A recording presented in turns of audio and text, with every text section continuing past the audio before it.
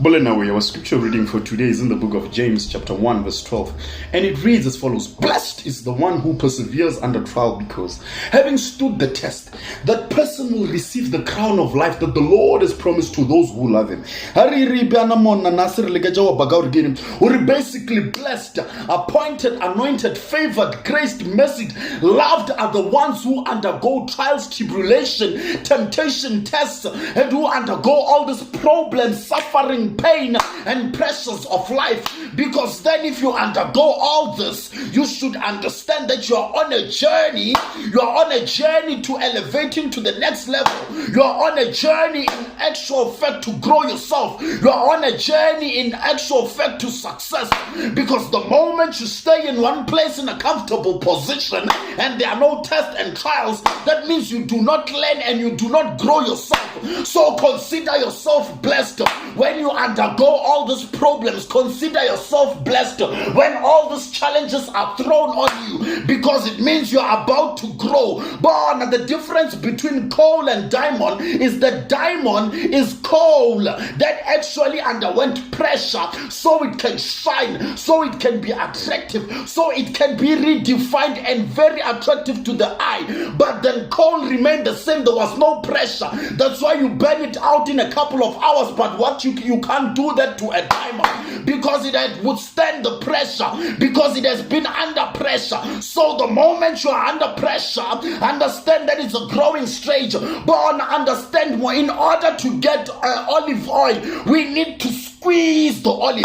In order to get 100% juice, you need to squeeze whatever fruit that's in it. So you need to be squeezed. You need to be put under pressure. That's why you will grow and you will become sweeter and release the sweetness from you under the pressure that you are undergoing. So understand more. In order also for a butterfly to become what it is, it starts as a caterpillar, then it goes to the pupa stage where it's in a cocoon. So most of us are in a cocoon, but the cocoon is not where we should be staying. The cocoon is not where we should be comfortable in. We are made to fly. We are made to soar like eagles. We are made to fly. So you need to stretch your wings. You need to break out of the cocoon. Something must burst, like what happened when Jesus was in Calvary. He had to burst on the side so blood can come out and water should also flow to show new birth.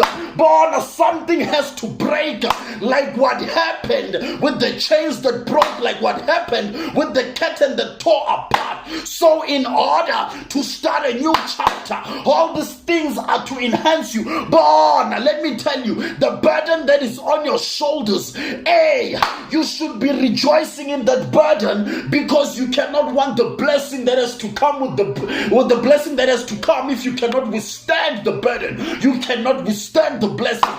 This is some way. John 16 verse 33, it says, in this world you will have trouble, but take heart, I have overcome the world. So Jesus has already overcome the world for you. He has already conquered for you. So all these things are after effects.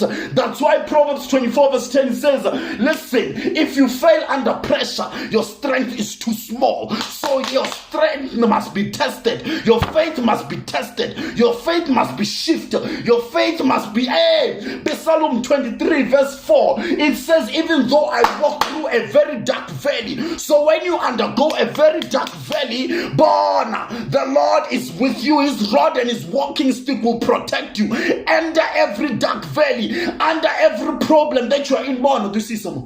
What he says, what he actually means, more John 16:33, when he says there will be troubles, he means people will laugh at you. People will laugh at your condition and situation. People will laugh at the fact that you are barren. People will laugh at the fact that you are not getting a job, at the fact that you are broke, at the fact that you are not getting married, at the fact that you don't have kids, at the fact that when everything now your peers are driving and you are not yet driving. So people will laugh at that things, but take to heart that God has already conquered. You are victorious in his presence. You have already conquered in whatever situation that you're in. But if you take it like Hannah was barren, but then because of the pressure that she was being laughed at, The sickness came out of her. She gave birth. So God is about to bring birth to you. God is about to make that barren womb to be fruitful. Hey, this is somewhere.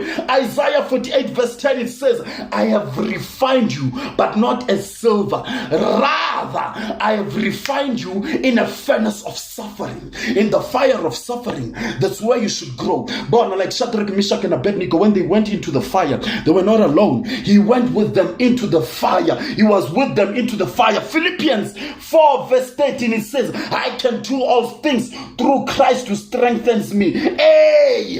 Whoa.